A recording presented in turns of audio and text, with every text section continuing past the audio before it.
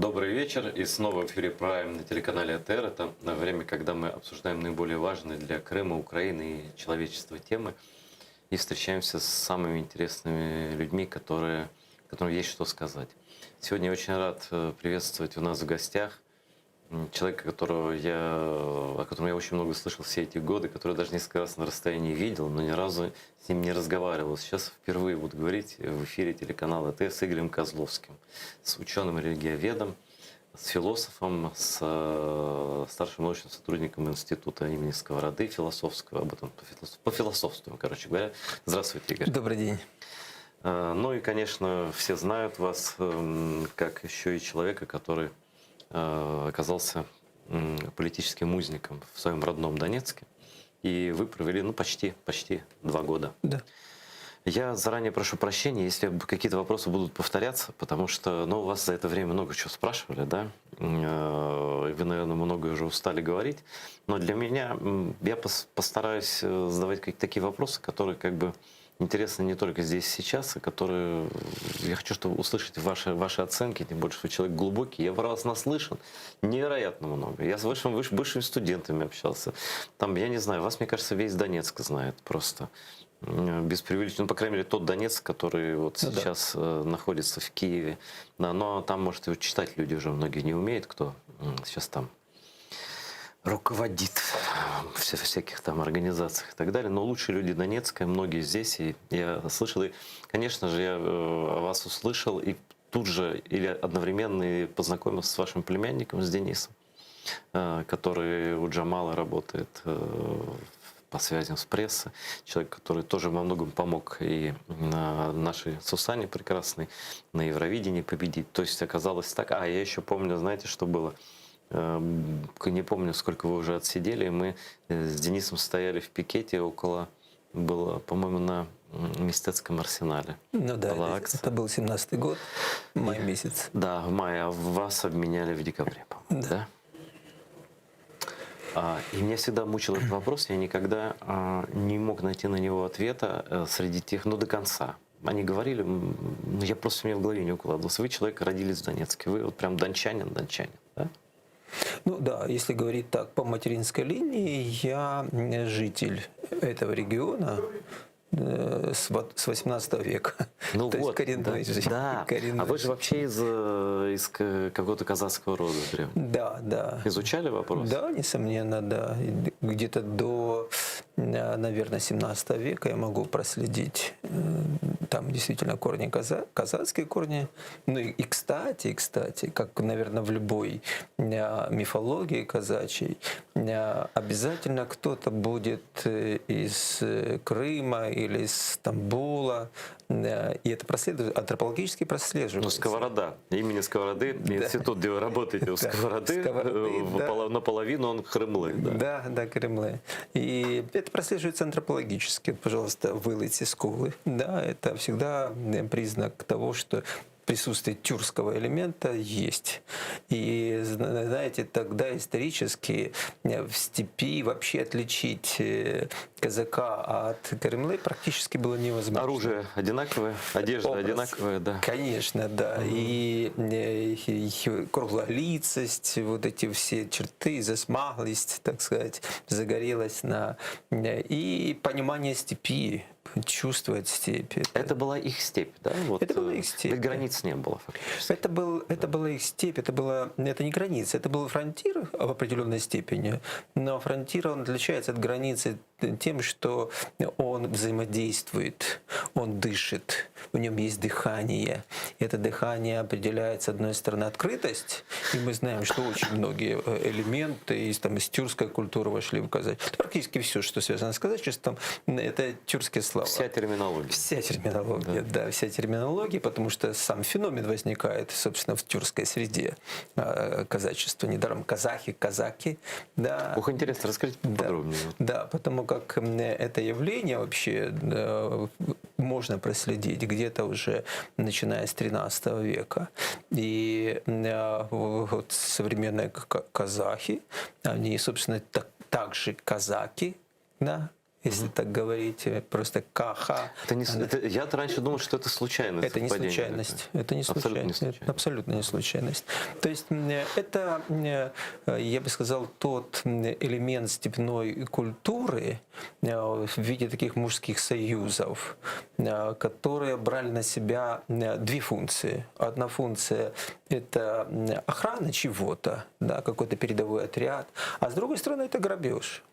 Ну, это начиналось... Это феодальная жизнь. Абсолютно, да. Это тот самый социальный разбой, можно так сказать. Это потом уже вырастает как феномен, который осознает там, свою ответственность. А вначале нет. И потом, естественно, в силу своей открытости, если так посмотреть на устройство той же Запорожской Сечи, где-то этнические украинцы, об этом, кстати, и Плохий пишет, где-то примерно 60% это украинский компонент, а 40% это пришлые. Начиная от Литвы до Крымского ханства, там были и турки, там были и шотландцы, там были и испанцы, там были люди... Даже так? Конечно, потому что это требует определенного такого устройства психики людей, которые можно назвать современным языком авантюристы. А можно назвать их сухопутными пиратами? Ну, пираты немножко другое, хотя в начальном, Образ жизни похож был. в начальном моменте оно может совпадать, хотя пиратство немножко другое, хотя есть те элементы, которые... Авантюрист вообще слово «аванты». Идти вперед. То есть те, кто выдвигается на такой фронтир. Вот все ищут в этом фронтире тот необходимый адреналин, чтобы осознать свою Слушайте, Игорь, если бы не эти люди, не было бы Америки, не было бы Австралии, и не было бы вообще абсолютно. ничего. Да. Возникает рыцарство, например, в Европе, или, предположим, самурайство в Японии. Да, это люди, которые так или иначе идут на такой фронтир. Активная часть общества, давайте по сегодняшнему скажем. Активная часть общества, конечно, не гражданское общество, а скорее способ в тот период, феодальный, способ самовыражения, осознавания своей уникальности, наверное, и свобода. Скажите, вот Григорий Сковорода. В русской Википедии ничего про это не написано, да. В украинской Википедии написано все нормально. Да. Он из рода, забыл, просто врать не буду, можете все почитать, и цитировать сейчас не буду, искать. Значит, он из рода бейского, серьезного рода. Там была внутренняя какая-то сварка в Крымском ханстве, и его предки были вынуждены бежать. Ну, это постоянный взаимообмен, кстати. Да, и там как они, туда, так и обратно. В том-то, бежали, там, как я не знаю, там в свое время из Москвы в Литву бежали, правда, Литва была за Можайском уже, да. Вот так вот, да. Мы живем, мы сейчас в Литве находимся в каком-то смысле. Вот. А насколько тогда были выражены или наоборот не имели особого значения религиозные противоречия или взаимодействия? Или для степных людей, вот, которыми были казаки и северные вот, хрымлы, степняки, Нагайлар, да, вот Нагай, или там особая разница? Но вообще, кстати, об этом в свое время Милян Прицак и писал, и давал интервью. Он говорил, что ближе всего к украинцам крымские татары. А чем он обосновал? Он обосновал тем, что, во-первых, есть этногенез близок, есть, с одной стороны, и тюркский компонент очень сильный, кипчакский, ну, частично агузский, но кипчакский в основном, с одной стороны, с другой стороны, славянский, который так или иначе взаимодействовал с Крымом. Далее, сам характер жизни, который приближал вот к этой степи, почему тяготение украинцев сюда в степь, оно также определяло, и он говорил о том, что исторически так произошло. Ведь согласно там арабским источникам есть такое мнение, что тот же князь Владимир, будучи новгородским князем, принимает ислам. И что так как мы помним, что практически у большинства князей жены были из половчанки, Да, то есть фактически они были уже тем самым миксом, можно сказать, который их был характерен потом для украинского этноса. И вот это взаимовлияние, с одной стороны, из лесной части в степную и обратно, он говорил только исторически так произошло, что эта часть славянского мира исповедует христианство и говорит на одном из славянских языков, а могло бы быть совершенно по-другому. Они могли бы говорить на одном из тюркских языков и исповедовать ислам. То есть это некий такой исторический поворот. Это его теория, он тюрколог, ему было это важно, он исследил как бы не только с точки зрения там, антропологии, истории, он брал серьезные документы, вводил их в оборот, который, кстати, до сих пор окончательно не введен в оборот. Мы же еще пользуем не все источники, которые есть для понимания феномена там Украины. Да, что это же феномен, это явление, которое выстояло, не имея государственности на протяжении веков. Вообще, такого нет больше нигде. Да. История Украины, как и история Крыма, это абсолютно уникальные вещи. Абсолютно, абсолютно, да. Крым, как, я бы сказал, феноменально красивая цивилизация европейского ислама.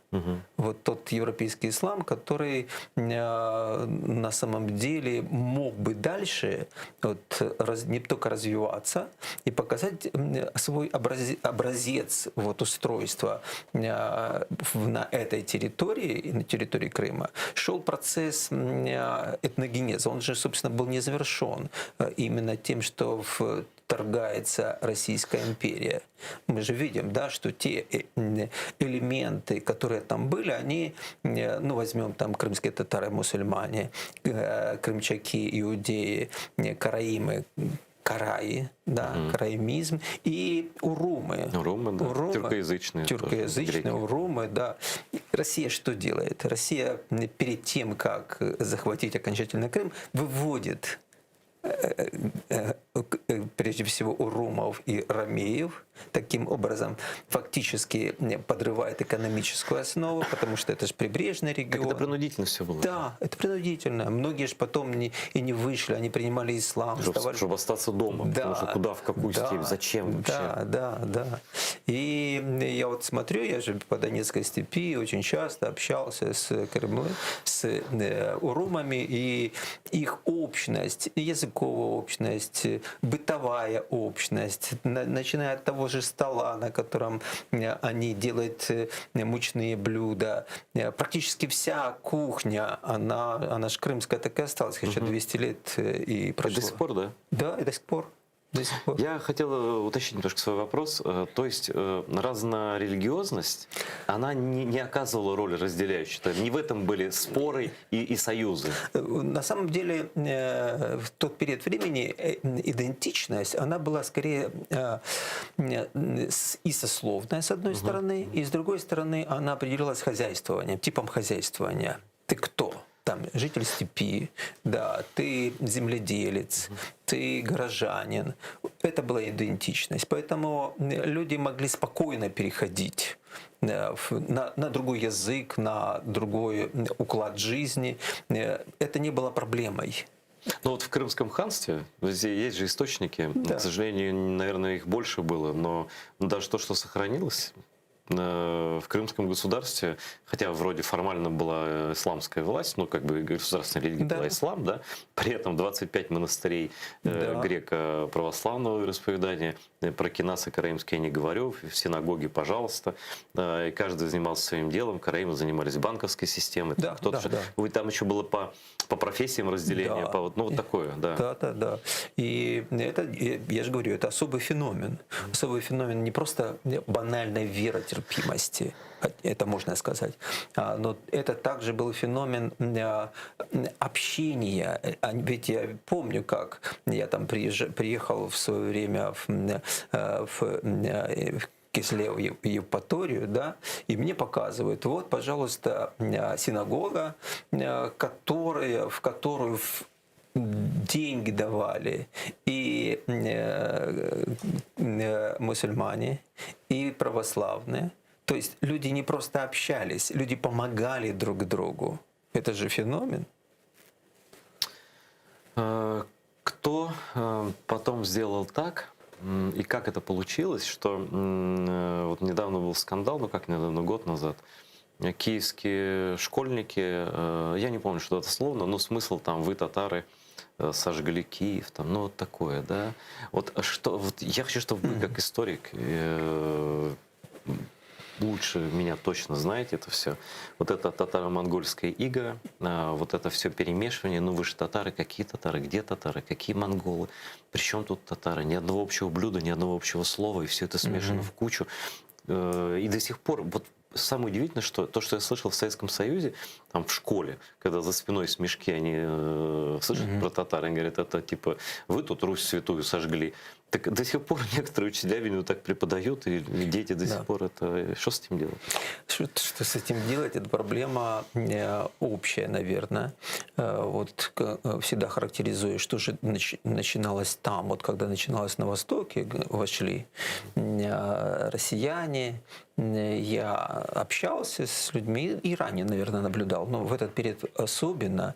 И потом, находясь в плену, я, естественно, общался с людьми, которые взяли в руки оружие, их зачищают, их тоже бросают. Там же мне вот Володя Фомичев рассказывал, что там тюрьмы забиты своими, типа, большей частью. Они зачищают, то есть они меняют свою историю с тем, чтобы вот эти вот отбросы, маргиналы фактически, не портили им мифологическую картину. И я сделал вывод, что главной причиной является тотальное гуманитарное невежество. Вот невежество. Это гуманитарное невежество, это касается как истории. Это необразованность или нет? Это глубже. Это глубже. Они могут образовываться в процессе там, школьного образования, но невежество — это когда человек использует те или иные штампы, стереотипы и считает, что это знание. То есть он свое невежество возводит в ранг уже завершенного знания. Это советский метод, на самом деле. Догмы, заучивайте, ребята. То есть закрытые двери. А так как в основном эти знания он получает как первую информацию, даже не в школе, а опять же такие же невежественные, часто родители, там, окружение. Да, любая первая информация, она базовая.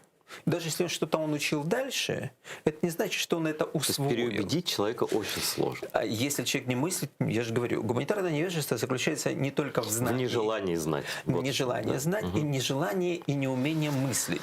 То есть включать рефлексивное мышление. Вот рефлексивное мышление — это умение не просто видеть явление, но и обрабатывать его, то есть углубляться. Перед вами, например, есть какой-то термин, да, и там, в серьезной аудитории я задаю вопрос, а что означает этот термин? Вы его используете? Да.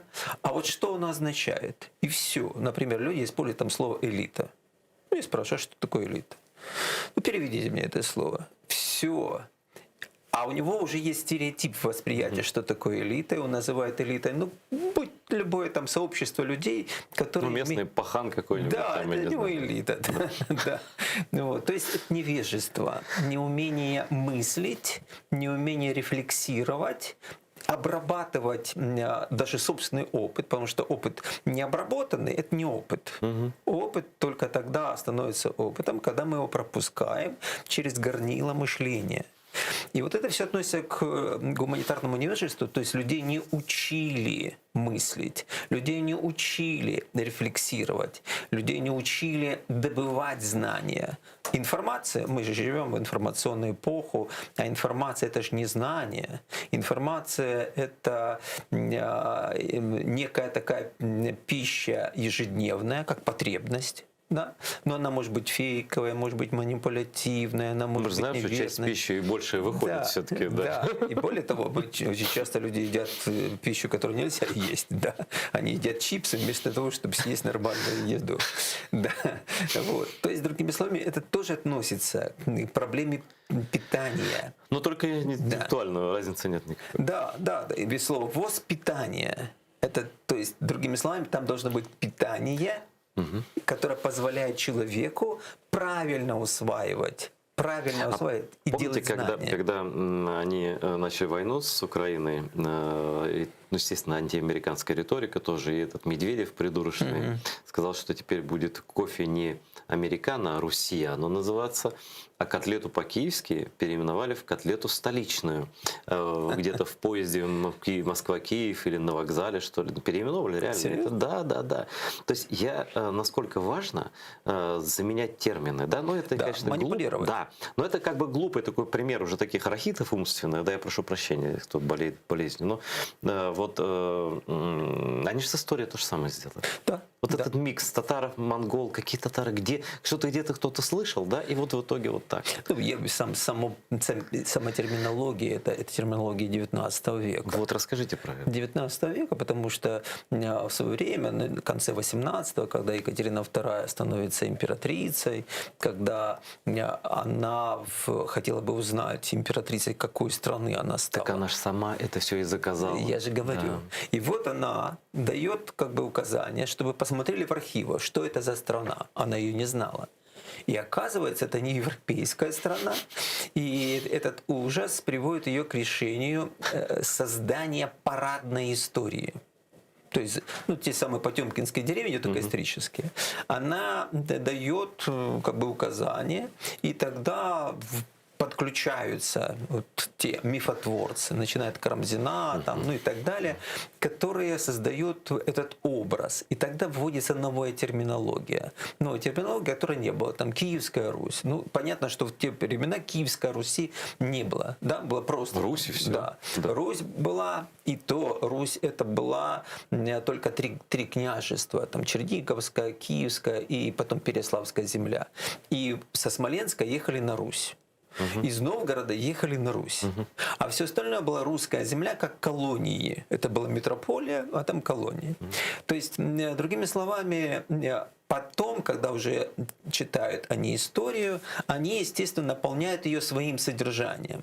Своим содержанием, и целый ряд терминов — это искусственные термины, которые... Еще примеры приведите? Вот, Да. какие, Искусственные, те же татаро-монголы, например, да.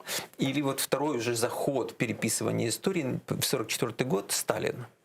Сталин принимает решение, он действительно дает такое указание, чтобы вся история России была подсвечена иначе. Например, на Западе считают, что электрическую лампочку изобрел Эдисон. Да какой Эдисон? Яблочков. Там радио тоже самое. Радио, там Попов, там телеграф, потом паровоз, некий Черепанов. Был ли он вообще? Тем более, что железной дороги тогда еще не было. Якобы он придумал. Балет наш лучший.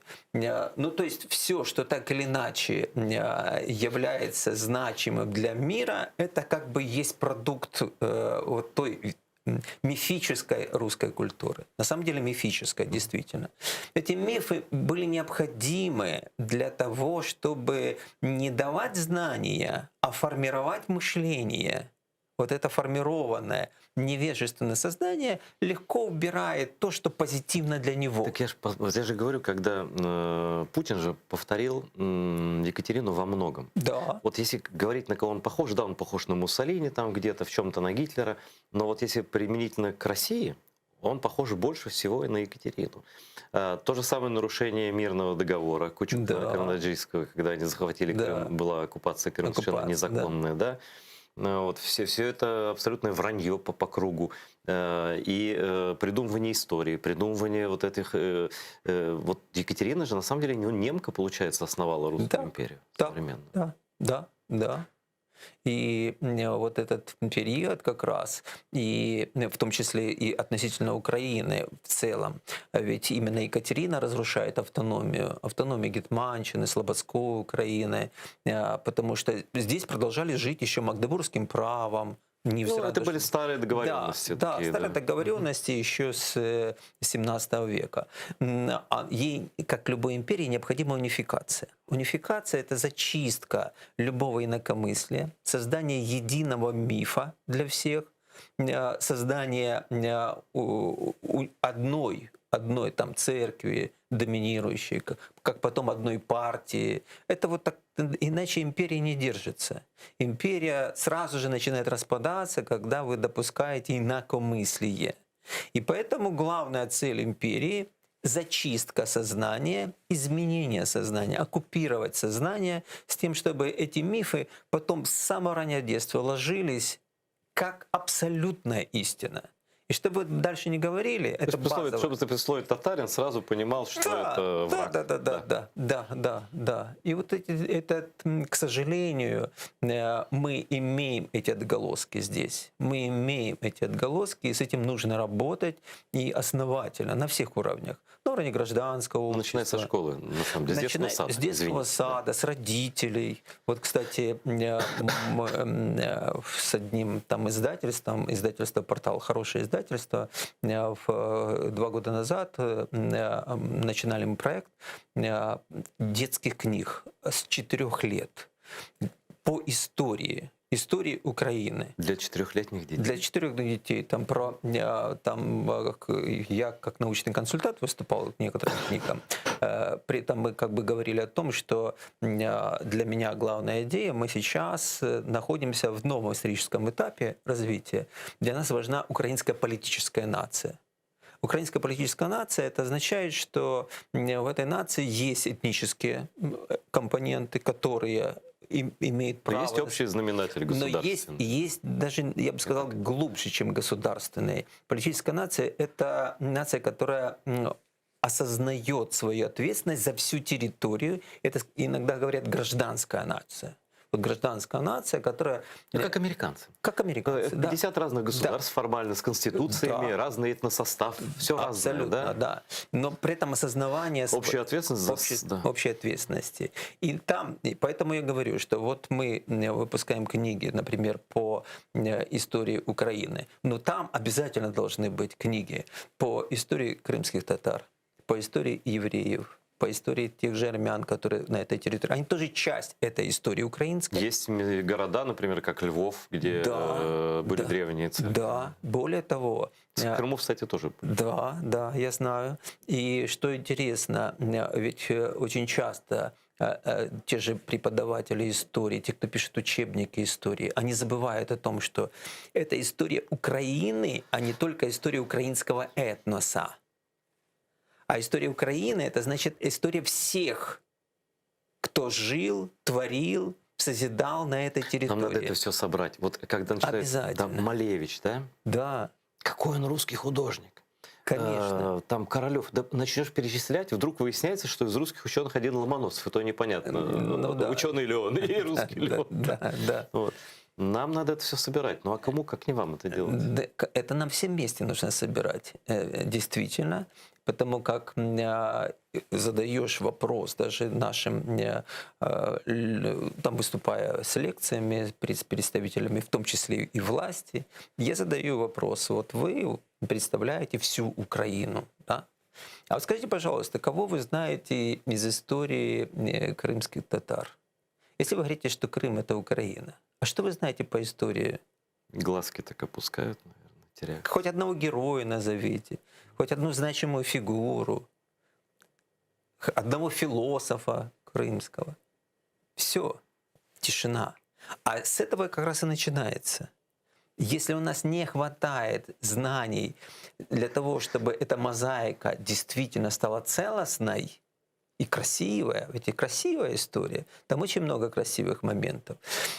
И они, кстати, совершенно не хрестоматийные, и они больше могут влиять на сознание людей и воспитывать их, чем та история, которую часто преподают. Знаете, когда я люблю, я, конечно, не историк, я журналист, а журналист — это, знаете, такой профессиональный невежда, то есть он все знает чуть-чуть, но ничего до конца. Но когда я начинаю про историю своего народа рассказывать, я говорю: вы знаете, в Бахчисарае при жизни ставили Мольера. Все такие: да. Как это так? Монгольская ига, вот и Мольер в Бахчисарае. Что такое? Я говорю: в Бахчисарае было 600 частных общественных бань. Сколько? А крымские сказки, в них во многих главный герой — судья. Вы много знаете народов, в которых главный герой сказок — судья? Да? Да. И у людей так сразу поворачивается голова. Я говорю: про то, что все крымские ханы почти все писали стихи, я уже молчу. Да. И более того, когда я всем говорю, что вы знаете, что в 17 веке было 2 самые образованные территории. То есть стопроцентная грамотность. Это территория Украины и Крымского ханства. Да, Зенджелы медресе, 1501 Да. год. Старейший университет на территории современной Украины с преподаванием как Да. теологии, так и гражданских наук. Да. А почему этого нет в истории Украины? Не знаю. Но это фото этого медресе должно быть Да. рядом с академиями древними, Да. вот Острозской и так далее. Это же все одно Да. и то же, да, фактически. Даже до медресе даже пораньше немножко. Да, еще тоже люди так теряются сначала, потом говорят, ну да, не только же казацкая терминология, а кофейная терминология вся. Да, все. Джезве, хаве, Да, да. фильджан. Люди так думают, да, правда.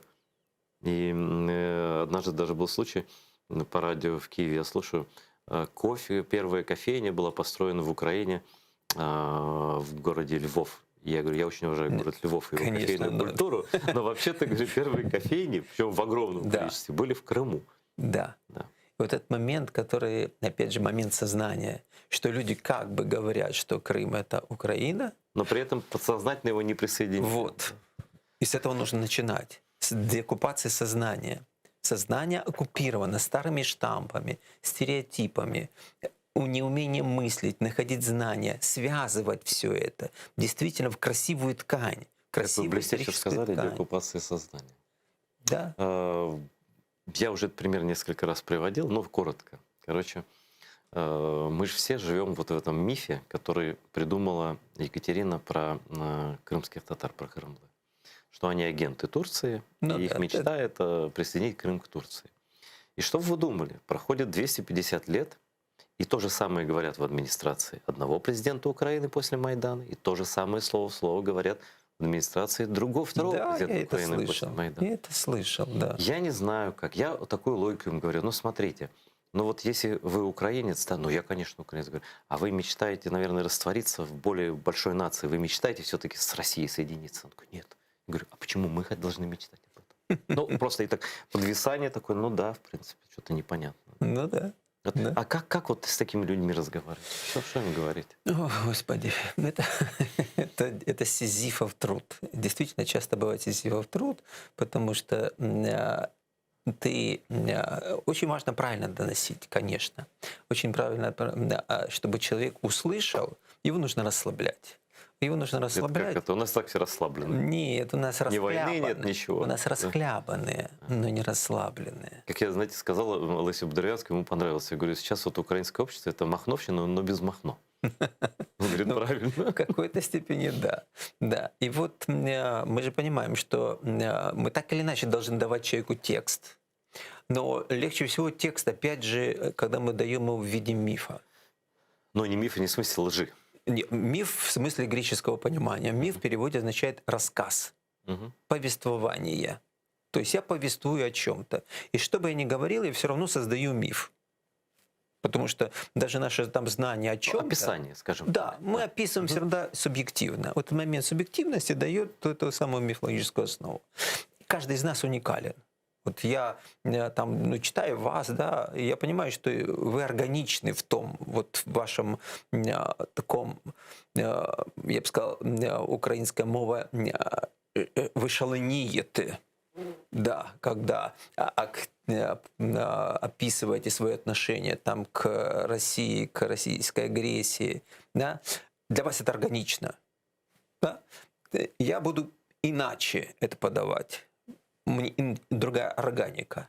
И вот как, например, там беседуя с представителями там, уголовной среды в том же плену, там, среди тех же боевиков, я им задаю вопросы, например, просто так, я говорю, там они сидят, я спрашиваю, а вы знаете, кто такой Ленин? Один говорит, это говорит, поэт был такой, а другой говорит, да нет, это был военачальник. То есть вы представляете уровень? Что я могу говорить более глубокие вещи ему? Тогда ему нужно рассказывать сказку. Слушай внимательно. Давным-давно, далекие-далекие времена, сознание человека расслабляется, потому что психологически, почему детям читают сказки? Нет сопротивления сознания. Я не говорю назидательно, да, ты плохой, ты не знаешь. Нет. Просто послушай. Просто послушай, да. Он как бы это не о нем. Как бы это не о нем. И вот тогда эти ростки начинают прорастать. Он запоминает, потому что это общение из ряда вон. Оно не агрессивное, да? Оно, я бы сказал, работает с его ребенком внутренним, а ребенок умеет слушать еще. Взрослый уже не умеет. Да? Он не умеет слушать, тем более слышать.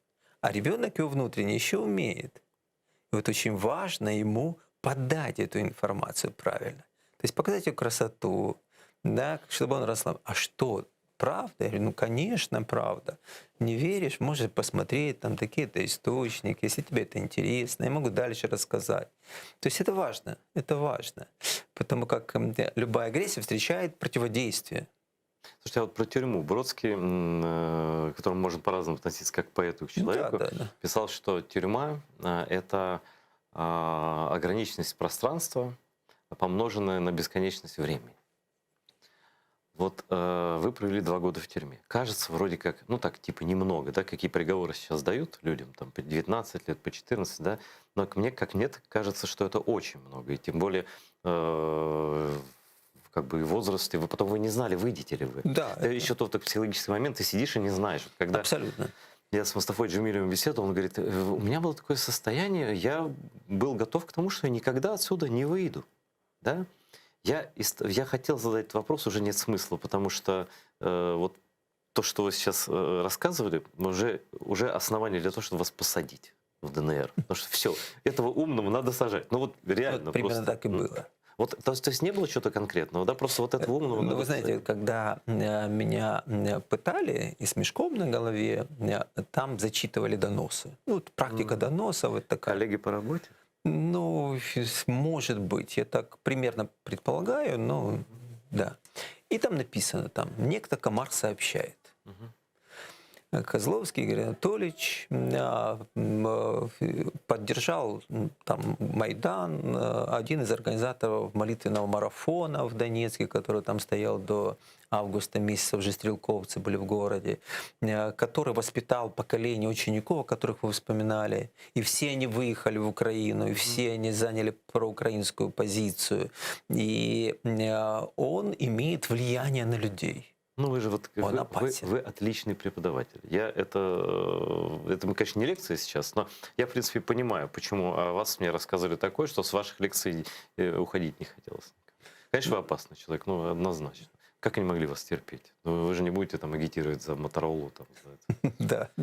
Моторола, кстати, жил рядом со мной напротив. В смысле, дома. как? Ну, когда? Квартира напротив? Не на квартира напротив, а дом напротив. Как там, это? где его потом взорвали в этом лифте. Да, это как когда Шариков поселился, и комитет говорит, все, пропал дом. Да, пропал. Да. А вы кого-то из этих сволочей знали лично? Нет, ну, лично не знаю, я, конечно, видел, я за ними наблюдал. Естественно, как за всеми, мы там их фотографировали, мы все, что необходимо делать, делали. Вот, но как-то общаться с ними не очень хотелось. Потом уже пришлось вынужденно общаться уже с этим окружением. А чего они хотели, пытая вас? Что они хотели вас добыть? Но вопрос я потом для себя уже отрефлексировал и думал, но в процессе там пыток они не столько добивались каких-то там признаний, они скорее утверждали что-то. И потом я уже знал, что выступил уже посол Соединенных Штатов Америки, что я пропал и так далее. И они дают мне в руки 2 гранаты и говорят, это ваши гранаты. Да, что они якобы нашли у меня эти гранаты там за книгами, где практически невозможно найти гранаты, потому что Зачем вам гранаты? Вы собрались атаковать помещения, штурмовать какие-то? Что? Ну, непонятно. Но это для них не важно. Главное, Оно, чтобы да, были не важно, отпечатки. Да. собственно, Это практически всем это делает. И Володя Фомичев, ну, практически. Так у нас подбрасывали Да, Роману Спиридонову на холодильник схему сбора бомбы. Да. Ну и Сенцов мне рассказывал. Да, это вся одна и та же схема. И потом они меняли друг друга во время пыток. Один все время кричал, это русский мир пришел. И в какой-то, а я же как бы включаю внутреннего наблюдателя, и я через боль, чтобы не очень на ней концентрироваться, я как бы смотрю изнутри, ну как бы ныряю во внутренний свой текст. И потом я понимаю, что для них главное было сломать твое достоинство. Почему? ну, большинство из них предатели. Ну, И ты для них вызов. Ты уже для них ты не вызов. как они, да. Да. И когда ты ломаешься, им Ну, ты легче. такой же, да. Да, и уже легче. Мгм. А когда ты не ломаешься, это для них, ну, наверное, самое страшное оскорбление. И поэтому вот эта То жестокость... есть они чувствуют себя дерьмом просто. Да, да. Ну, они такие есть, конечно, да. Но одно дело, когда все вокруг такие, это одно.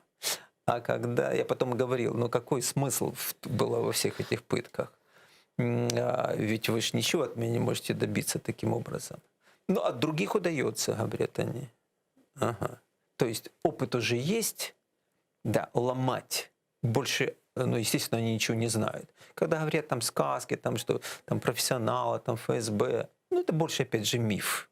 Миф. Точно так же примитивно. Помню, один ФСБшник, когда меня уже, собственно, привели, кстати, очень интересный момент. Первый раз сняли мешок с головы, и я смотрю, и передо мной сидит человек. По выправке вижу, что это офицер, что это российский офицер, ФСБшник. Ну, он говорит, мы знаем все о вас, да, вы зрелый человек, в чем-то переубеждать вас, ну, не имеет смысла. Да, ну, с вами интересно поговорить. Вы нам нужны для обмена. Ну вот я читал ваши книги, ваши работы. Вот я не согласен, что вы пишете про ислам, что это красивая религия. Мгм. Мне, Интересно. да, и я бы хотел по этому поводу поговорить. А я практически в этот момент говорить не мог, потому что обезвоживание, ну, из-за пыток, естественно. Ну, я, естественно, на него смотрю как на человека, который пытается играть интеллектуала. Ну, доброго следователя. Да, да. Но у него ничего не выходит.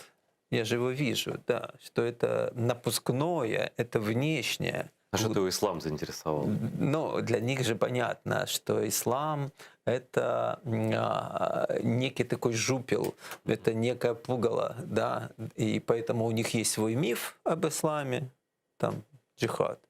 И постоянно, каждый раз разъясняю во всех аудиториях, и в наших тоже, джихад — это усилия, которые направлены на, прежде всего, совершенствование своего человека. Что джихад бывает разный. Что в Алжире, например, джихад — это культурная революция против безграмотности. Что есть джихад женщины, которая должна быть настоящей там, женой. То есть джихад — это широкое понятие. Давайте говорить... Путь самурая. самурая. Да, да, да. Это человек, который совершенно...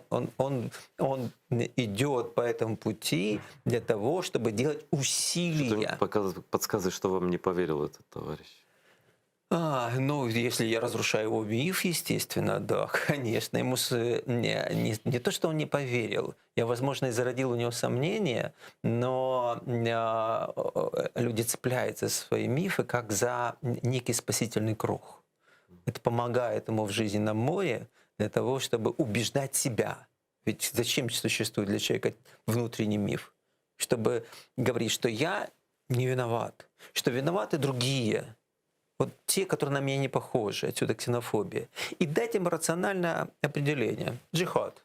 Что это значит джихад? И не важно, что я знаю, важно, что я понимаю. Слушайте, ну джихад — это частный случай Да. перекодирования смыслов. Они Да. про все народы имеют свои легенды. Абсолютно. Вот я называю Россию российским государством, и я называю вот нынешний русский мир, вот этот, да, ну, как бы сообществом расистов-интернационалистов. То есть люди, которые по каким-то критериям слились в это вот сообщество, ненавидят всех вокруг. Да. От узкоглазых китайцев до черных, да, там вот этих Все, лабусов, кто другие. там, да, всех. Как это получилось? Это же такая... Вот у Гитлера это получилось всего на 12 лет, да? На сколько там, да, 12 лет, да? Как это вот веками все? И меняются и Советский Союз, и царизм, там, и что только не было, да? И Горбачев, и перестройки, все. Но нет, все равно вот они каждому народу подбирают свое. Но мы помним, как формировался русский этнос. формировался из разных элементов, ну, как, собственно, все А этнос есть как таковой? Именно этнос? Ну, сейчас, Есть, считаете? да, ну, понимаете, все зависит от того, что мы наполняем в это слово. Например, тот же Борис Федорович Поршнев, он говорил, что этнос — это самоидентификация, осознавание себя частью какого-то сообщества с пониманием своих собственных стереотипов, похожесть в поведениях и комплементарность к своим, и ксенофобия к другим. Мы и они. А ксенофобия обязательно? Инстинктивно, примитивно для психики человека удобно. Удобно. Для того, чтобы как-то определить, кто виноват. Например, кто там навел порчу на тебя там, с точки зрения там, примитивного религиозного сознания. Понятно, инородец, сосед. Или даже сосед, который живет за соседним забором. А вы читали, Игорь, вы читали историю крымских татар Возгрина? Нет. Я вам сейчас зачитаю один абзац и попрошу вас прокомментировать. Буквально абзац. Вот. Это предисловие книги «История крымских татар», а там описываются окрестные страны и народы, которые окружали Крым. Да? Для сельского мира, русского сельского мира, уже соседняя крестьянская община была не нашей, чужой. У нее было не грех урвать кусок пастбища, отхватить угол пашни, участок леса. Интересно, что акции или качества, считавшиеся порочными внутри замкнутого мирка общины, теряли негативную окраску за околицей. Запахивание чужой земли, порубка в соседнем лесу, наглый обсчет пришлых батраков считались не бесчестным, а лихим, молодецким поступком. Если же такое действие шло на пользу не одному, а всей общине, то тут получало всеобщее одобрение даже прямая кража соседского имущества. А вор долго ходил в героях. В свою очередь, ну и так далее. И вот дальше он завершает. Это простой пример использования на практике двойного стандарта, когда оценка поступка, моральная оценка поступка, менялась, общественная оценка поступка, менялась на прямо противоположную в зависимости от того, кто его совершал, наш или не наш. Все, я об Вот этом вы то же самое же говорите. Да, абсолютно. Да. И русская культура, и даже сейчас видно, она культура экспансии. Она присваивающая, начинает хозяйство, присваивающее хозяйство, захватывать, правильно говорит он, сельскими, захватывать чужое, чужие территории. Не интенсивный путь. Что же вам типа дома не живется, да? Да, не интенсивный путь, например, даже это видно по кулинарным традициям. Русская кулинарная традиция — это присваивающая у леса грибы, ягоды, дичь, у реки рыба. И очень мало блюд, которые связаны с твоим производством. Что характерно, например, для украинской, для крымско-татарской кухни, где очень много мучных блюд, то, что выращено, то, что производит твоя земля, над которой ты работаешь. Ты никого не захватываешь, ты живешь на этой земле. А вот этот момент экспансии, он продолжается в сознании. Чего не живется им? Почему не вкладывать свой народ? Это главное отличие этого народа, если можно назвать народом, от всех других. Уже все успокоились. Уже все, включая китайцев, дома сидят. Да, Вот. культурная экспансия, пожалуйста, у тех же китайцев. Но не это же дикарство средневековое. Да, это средневековое действие, которое так или иначе вот я бросает в камеру я ж с россиянами також был там в этих камерах.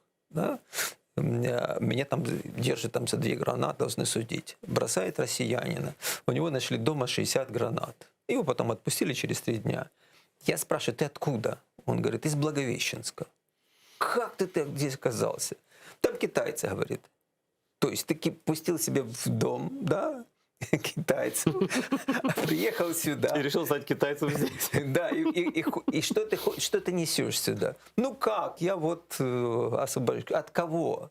От кого ты освобождаешь? Ты не в состоянии освободить свой Благовещенск, если считаешь, что он оккупирован. Да. Говорит, от американцев. Я говорю, слушай, да, вот я тебе скажу, вот я здесь сижу, да, вот я весь еще кровь на мне после этих всех пыток.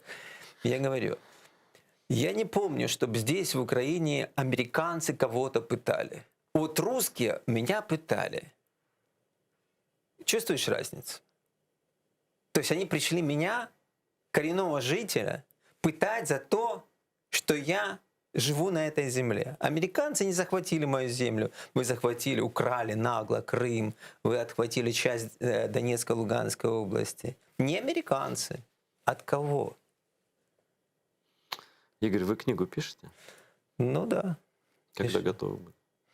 это же процесс. Я понимаю. Это процесс. Ну, скажем, вы же всегда чувствуете это ближе к концу или ближе к началу? Это ж как книга, которая скорее книга внутренняя, ты ее выливаешь. Иногда тебе приходится опять погружаться туда, куда ты не хочешь Ну да. погружаться. И поэтому, в отличие от обычной книги, каждая страница — это испытание. Но она нужна. Ну, несомненно, я понимаю, что я всегда сам об этом говорю и другим, и Володе того же Фомичева говорю, что твоя травма, твоя... Ізраїльські вчені створили унікальний засіб, що містить природні інгредієнти. Краплі імуноков покращують імунітет при коронавірусних та респіраторних захворюваннях, а також сприяють полегшенню постковідного синдрому. Імуноков – надійна допомога.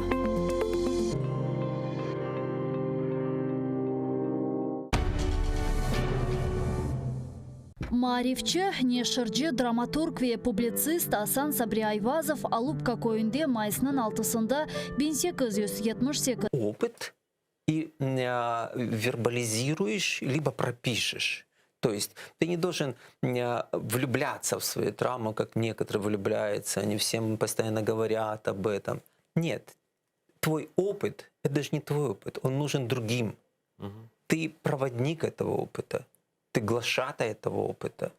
Но... То есть все было не зря в итоге, да? Это было плохо, ужасно, страшно, но в итоге это надо все равно как опыт передавать. Это нужно наполнить смыслом, потому что мы смыслообразующие существа. Ведь человек — это единственное существо, известное нам Вселенной, которое может вытягивать смыслы, наполнять смыслами.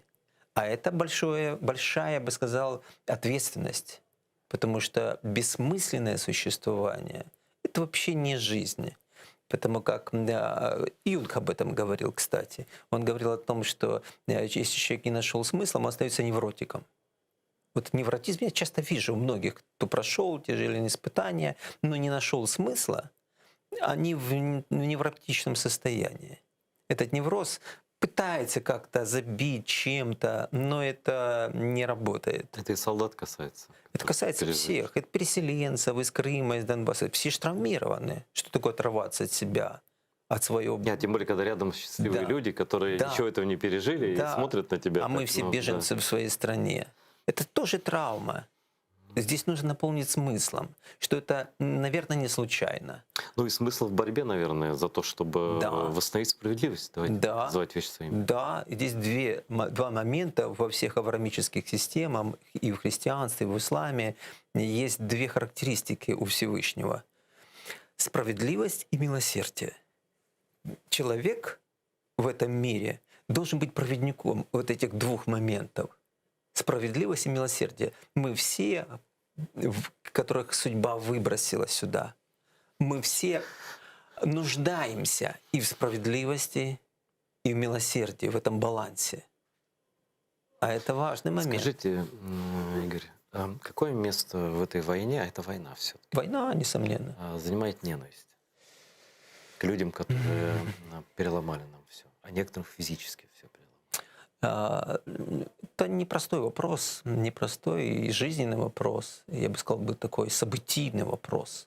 Самое важное, чтобы эта ненависть стала инструментом. Если она становится просто эмоцией, мы гибнем. Мы гибнем. В свое время одна такая суфийская святая, Рабия, ее однажды спросили, ненавидит ли она Иблиса, шайтана. Она сказала: мое сердце так переполнено любовью к Аллаху, что там нет места для ненависти. Я чуть-чуть отдам Иблису, даже с этой ненависти, я все равно ему буду отстегивать, то мое сердце не будет в полноте любить Всевышнего. Это Вы же не любите тех, кто над вами издевался. Абсолютно не люблю, конечно, конечно, конечно. Но я люблю свой народ, я люблю своих друзей, своих учеников, своих родных и близких. И эта любовь созидательная требует от меня, чтобы была восстановлена справедливость. То есть я работаю над тем, чтобы восстановить То справедливость. есть свою ненависть надо конвертировать в борьбу за Правильно. справедливость. Правильно. У нас меньше 2 минут остается до конца большой вроде бы программы. Вы историк и философ, и меня часто спрашивают, ну, я тоже что-то там свое говорю, чем все это закончится? Что будет с этим русским рейхом, что будет с Украиной, что будет с Крымом, что будет с нами? Но история говорит о том, что все имеет свой конец. Конечно. Мы не знаем, какой, конечно. Мы должны работать над тем, чтобы он был справедливый. И все проблемы, и мы об этом уже говорили, находятся за пределами нашего государства, там, в Москве, в Кремле. И пока он не будет разрушен, мы будем иметь проблему. Мы обречены иметь безумного соседа рядом. С этим нужно уметь жить. Мы должны этому научиться. Но привыкать к этому до конца тоже нельзя. Нет, конечно, не привыкать, научиться. То есть, другими словами, мы должны повышать свою обороноспособность, мы должны повышать уровень людей. Ну, не сидеть сложа руки, Да, понимать, мы что... должны делать свою страну привлекательной, мы должны делать ее европейской, мы должны работать, может быть, больше, чем другие страны, которые более расслабленные. Не то, что не с чем спорить, а я очень рад был с вами пообщаться еще не раз, я уверен, поговорим на совершенно разные темы. Вы человек, от которого исходит какой-то свет, очень правильно направленный свет, который дает какую-то цельность. Вот я с вами пообщался, и у меня сразу как бы многие мои вопросы внутренние, которые я даже не задал, снялись. Спасибо вам большое. Спасибо вам. Спасибо нашим зрителям за то, что смотрят АТР. Ну, я не знаю, где еще можно так подробно поговорить с такими людьми. Просто не знаю. Поэтому смотрите АТР, помогайте нам через Patreon, смотрите нас в разных социальных сетях. Мы работаем исключительно для вас, мы никогда вас не предадим. Крым — это Украина, и Крым — Сербия, Сталаджах. Всего доброго.